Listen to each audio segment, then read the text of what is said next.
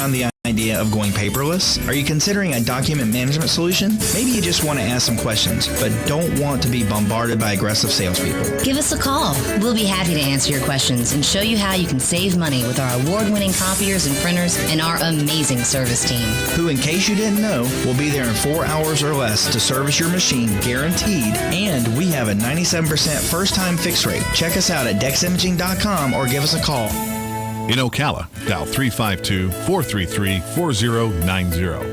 That's 433-4090. The Centers is open for services. They can provide telehealth services via iPhone or Android cell phone or computer. Please call them at 352-291-5555. Hey everyone, I would like to encourage you to tune in this Friday morning at 8:50 a.m. when Craig Harrell, Republican candidate for county clerk, will be my guest. It's important to be an informed voter. Your right to choose your representatives is of vital importance, but it comes with the responsibility of being informed. So again, this Friday morning at 8:50 a.m., you'll have the opportunity to hear firsthand what Greg Harrell brings to the table. Feel free to call at 622-9622 with your questions, and thanks for listening. 96.3 FM, 1370 AM, The Source.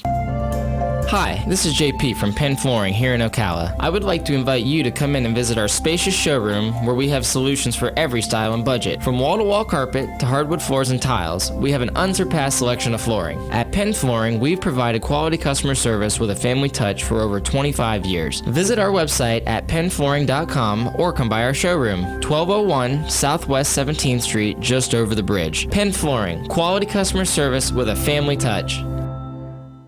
Pals Ocala Auto Repair fixes all makes and models. Pals makes sure that your vehicle's engine, mechanical, and electrical components are healthy at all times. Pals team would much rather see you drive to their shop for a full checkup than be towed in for a complex repair. Give Pals a call today to schedule your next service appointment. 352-414-2984. What? A nationwide warranty, 36 months or 36,000 miles, whichever comes first? Pals looks forward to servicing you and servicing your vehicle. 352-414-2984. My fellow conservatives, please stay safe during this COVID-19 crisis. I'm Ryan Chamberlain, candidate for Congress. Here's my plan to protect us from future pandemics. First, stop doing business with communist China. Second, let's replenish our emergency medical stockpile and then pay off the national debt to keep our dollar strong. And finally, let's build the wall. I'm Ryan Chamberlain, and I approve this message. Now let's fire Nancy Pelosi and put America first. Paid for by Ryan Chamberlain for Congress, District 3. Shamrock Security Systems, 629-3223. Shamrock Security Systems is located here in Ocala, Florida. Shamrock Security Systems is a top-rated alarm company offering 24/7 monitoring, video surveillance, fire and flood protection. You'll sleep a little better once the job is done. Shamrock Security Systems for over 31 years. 629-3223. Get a 100% free quote from Shamrock Security. 629-3223. Hey, this is Matt from Crossroad Auto Sales. I want to invite you to come over and check out our vehicles. All of our vehicles at Crossroad Auto Sales go through a rigorous 100-point safety inspection. We work with most outside finance companies, and we even have in-house financing available. Stop by today at 1800 Northwest 10th Street or give me a call at 690-6695. That's 690-6695. Crossroad Auto Sales. We won't leave you stranded at the crossroad. Today will be sunny to partly cloudy, high 88 to 91. Partly cloudy through the night, low 67 to 70. Then a warm day tomorrow with sun and some clouds, high 93 to 95. Humid at night with increasing clouds, a low 72 to 76. Friday breezy and humid with clouds, couple of showers and a thunderstorm, high 85 to 93. From the Florida Weather Center, I'm Kevin Snyder. WOCA. Hey everybody, join me, Adam Mikulin, for AM Ocala Live on April 22nd at 10 o'clock a.m. with our special guest, Higher Education, and speakers, Dr. Jennifer Frines, Associate VP of Career and Professional Programs, and Dr. Rob Wolf, Dean of Business, Technology, and Career and Technical Education, as we tackle the topic of retooling and preparing for the workforce. Again, that's April 22nd at 10 o'clock a.m. right here on 96.3 FM, 1370 a.m., The Source. I'm Jan from Palm Garden. The well-being and safety of our residents is our top priority and at the heart of every decision we make. There are no visitors permitted in our center, but family members are encouraged to reach out by phone or Skype, Facebook or FaceTime. Everyone is screened daily and wears a mask. New guests are tested and quarantined for 14 days. The response to these measures has been overwhelmingly positive. Thank you for your support and partnership. We are Palm Garden. Yes, we are open. In answer to hundreds of calls, this is to let you know Bob Wine's Camellia Gardens is open 6 days a week till 4:30. So check this week's big color ad or go to bobwinescameliagardens.net and get a long list of terrific specials like these. A BOGO on blueberries, a BOGO on plumbago, plus a BOGO on frost-proof gardenias and canna lilies. All buy one, get one free. Bob has geraniums just $2.99, and check out the most gorgeous array of bougainvillea. They're in a rainbow of colors, and they're just $24.99. Don't forget that half-price sale on trees, starting at a super low $19.99. Buy one, get one at half price, just in time for Arbor Day this week. Call in your order. We'll deliver to your curbside. Bob Wine's Camellia Garden, Southeast 38th Street, Ocala, the same blooming place since 1952, and yes, we are open.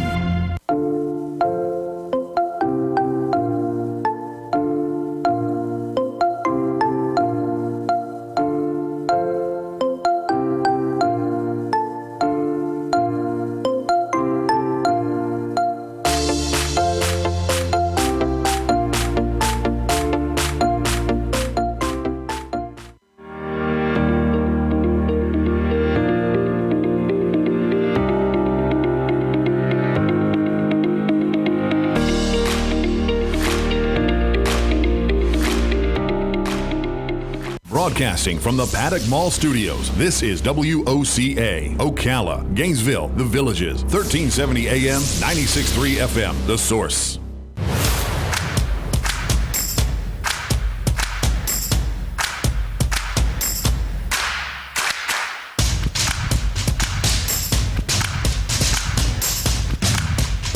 Listening to AIM Ocala Live, WOCA, The Source. Good morning, everybody. Happy Wednesday, the 22nd of April. Making our way through now the middle of the week as we're rolling here, as it is Earth Day.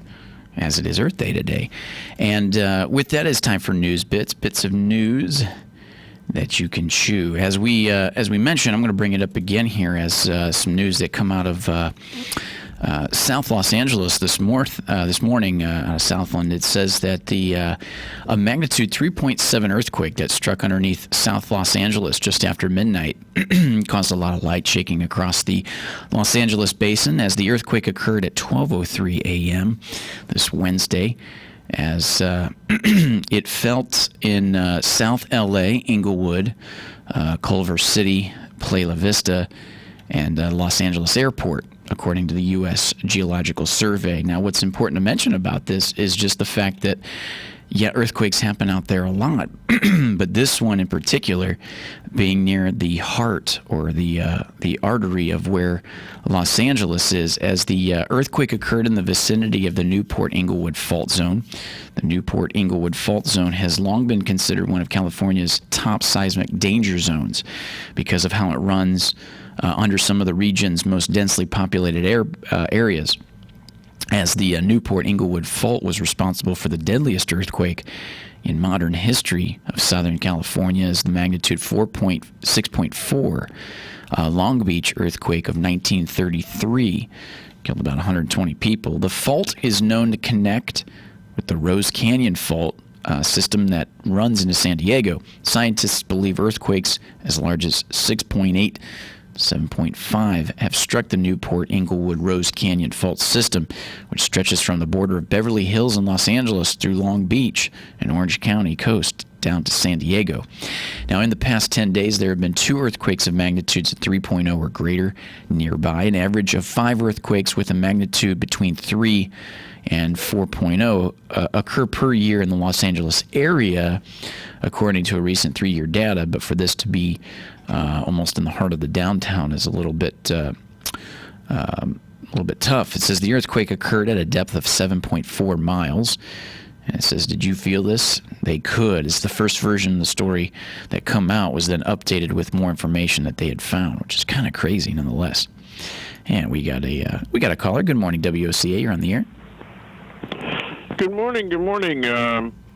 There's kind of a joke that comes up every now and again about California earthquakes. It goes. Let me see. I got to remember it right. Oh yeah. In the event of the big one, everything east of the fault line will fall into the Atlantic Ocean. There it is. There it is. Good morning, partner. Appreciate the call and everything. I hope you're having a good day. We were talking earlier with some of the callers, and I want to ask you the same thing. A lot of people in conversation now are starting to look back at the beginning of the year and think about when they felt just a little bit sick, maybe not had the symptoms that were as extravagant as COVID-19, but maybe think that maybe they had it. Did you talk to anybody recently that thinks that maybe they had COVID-19 earlier before it became a mass hysteria within the United States? Well, I felt a little lousy early in the year, but I can't say one way or the other what it was. Yeah. Yeah, it's one of those things, and now that they're testing for the antibodies, I think a lot of people can go have that done and see whether or not they actually did, as there was a lot going around at the beginning of the year, that's for sure. That's for sure. Well, thank you for the call, partner. Appreciate it. All right, have a good day. You too. As moving through, and in lieu of COVID-19, there was something that was brought up here, and this comes courtesy of our Ocala Star Banner, as the doctors identified a new symptom of COVID-19 caused by the novel coronavirus, informally dubbed, quote, COVID toes. Okay, it says the presence of purple or blue lesions on a patient's feet and toes puzzles infectious disease experts. It says, quote, they're typically painful to touch and could have a lot of hot, burning sensations, says Dr. Ebbing Lautenbach, the chief of infectious disease at the University of Pennsylvania's School of Medicine. What doctors said is most interesting about COVID toes is they appear in COVID-19 patients who don't exhibit any symptoms or any other symptoms. And similarly, the loss of taste and smell was found to be associated with COVID-19. So I ran into somebody yesterday, and he goes, hey, you smell them burgers cooking? I was like, yeah, it smells like somebody's cooking burgers. He's like, oh, good, then you don't have COVID-19. As something now where the loss of taste or smell has been found to be associated with COVID-19 among otherwise asymptomatic patients by the American Academy of Otolaryngology, Head and Neck Surgery, and ENT UK in last March. Now, this, quote, this is a manifestation that occurs early on in the disease, meaning you have this first, then you progress, Lautenbach said. Sometimes this might be your first clue that they have COVID when they don't have any other symptoms. COVID toes, and some people can disappear within the course of a week or 10 days, but others progress to respiratory symptoms. The new symptom appears in more children and young adults than any other age group. Ebbing suggests they may be because children and young adults have the better immune systems. Now, according to Ebbing, COVID toes were discovered in March by Italian doctors, and once experts were informed of the strange symptom, they began recognizing more and more cases in the United States. There are two running hypotheses on what could cause COVID toes. One possible explanation, Ebbing said, is that there is an inflammatory response more localized to the patient's foot and toes, or it could be a clotting of the blood vessels. The short answer is, though, nobody still completely knows. Now, Susan Wilcox, chief of critical care for the emergency department of Massachusetts General Hospital, saw the purple lesions on her most critically ill COVID patients and suspected it was purpura fulminis. This occurs when inflammation of severe infections causes the body to make microclots in tiny blood vessels in the fingers and toes, and even the nose, she explained. Now, Wilcox said that this is most common in patients who developed acute respiratory distress syndromes, or the ARDS, the majority of which, die of the intense systematic inflammation caused by the COVID-19 virus. You get the infection, and then your body will release a cascade of inflammation. In many ways, it's beneficial, but then sometimes it can be either too much, so the inflammation can lead to its own damage. Now, Wilcox said she's seen this happen in cases of viral pneumonia or a bad flu, so it wasn't surprising when she saw it in COVID-19 patients. Now, while experts learn more about the disease and how it's related, how it relates to COVID toes, they said an abundance of caution on a low bar of suspicion will help stop the spread of that coronavirus. Now, although patients with COVID toes are more likely to test negative for COVID-19 as the virus is in its early stages, he said patients should quarantine at home and monitor this very closely and look for more developing symptoms. So there you go. Check your toes.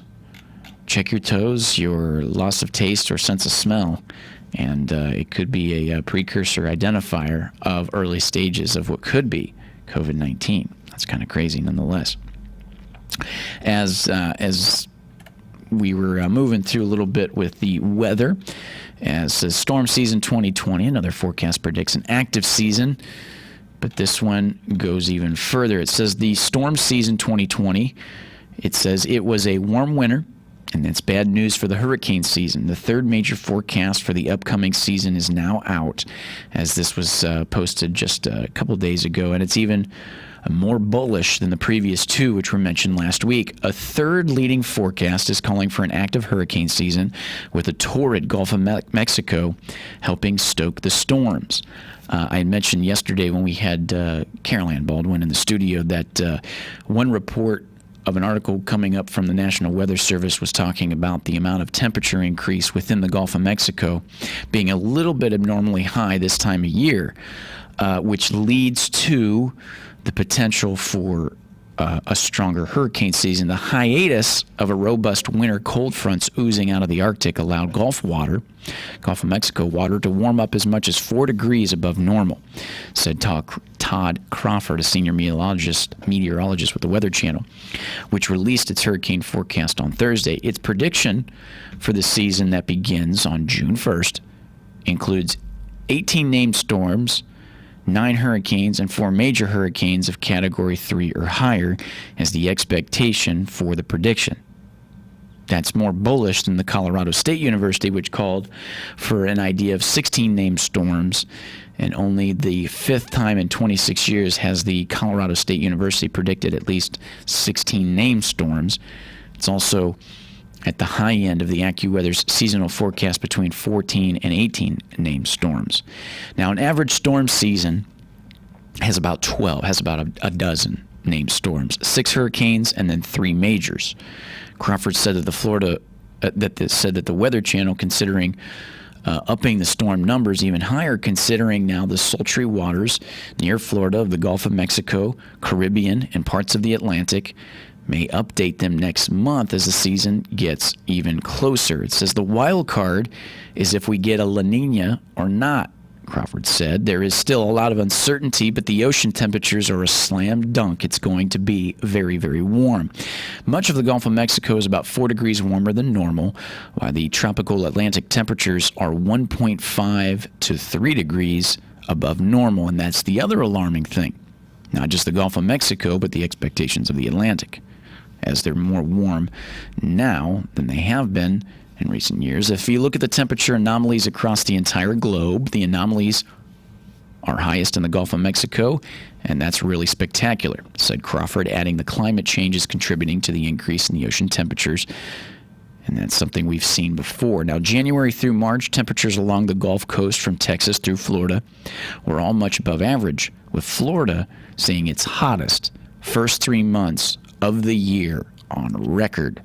The warm winter in the southeast was partly the result of a record-strong Arctic oscillation, which steel belts the jet stream at northern latitudes, trapping cold air above it, not letting it come down, so to speak. A positive Arctic oscillation allows forces with the jet stream into a more orderly straight line and helps contain the frigid polar vortex and lets things be just a little bit cooler. But while warm waters alone aren't enough to create more hurricanes, they do feel that they'll develop cyclones. Now, Hurricane Michael dug into Florida's panhandle in 2018 as a Category 5 after twice hitting warm pools that shot adrenaline into its core and caused bouts of rapid intensification of that storm with Hurricane Michael. The extreme warmth in the Gulf of Mexico is not going to increase landfall odds, so to speak, along the Gulf Coast. But if you do get storms there, they would be more intense, most likely. So a little interesting considering how when we get ready for hurricane season, June 1st, as the predictions and stuff come out, but maybe kind of going back to Galen and the idea of what happens in the off season and speculation until we actually get into the season itself, which would be June 1st. But the anticipation with what's going on with such higher temperatures of water within the Gulf of Mexico, they're saying could spawn even more storms, as they're expecting maybe 16 to 18 named storms and a possibility of almost 10 hurricanes, possibility with 4 to 5 major. So we'll keep a lookout for that nonetheless as we roll through. So that's kind of crazy in itself. Now, well, speaking of weather and the earth and all that good stuff, today is Earth Day, like we mentioned a little bit here in the show. Earth Day's 50th anniversary is today. It's the 50th anniversary of what is the Earth Day. The 50th anniversary of Earth Day was destined to be a worldwide celebration, and it still will be, but just under the idea of COVID-19 and coronavirus, it just might be virtually, under social distancing restrictions in place around the world. To fight the spread of the coronavirus, millions of people who were expected to fill parks, stadiums, universities, and plazas around the world Wednesday to mark the annual day devoted to the environmental protection will instead rally online. It says here, quote, amid the recent outbreak, we encourage people to rise up, but to do so safely and responsibly. And in many cases, that means using our voices to drive action online in lieu of the expectation of environmental protection and conversation of. And there are many ways people can participate, as the idea of protesting virtually, creating a poster and sharing it on social media on hashtags like Earth Day Network, and attending virtual presentation organized by students, universities, and other leaders.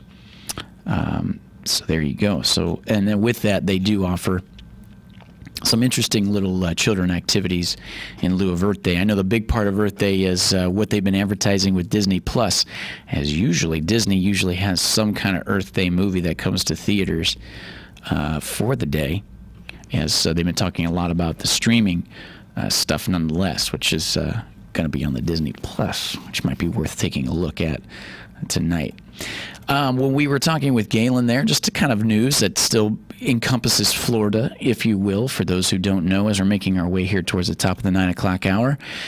Stay tuned for the season of the NFL here, as the New England Patriots had traded Rob Gronkowski to the Tampa Bay Buccaneers and reunites the tight end of Gronk with, obviously, Tom Brady now playing in Tampa Bay, which gets kind of everybody excited nonetheless. So stay tuned. We'll be back right after this, as we'll have higher education calling into the studio talking about returning to the workforce. You're listening to 96.3 FM, 1370 AM, The Source.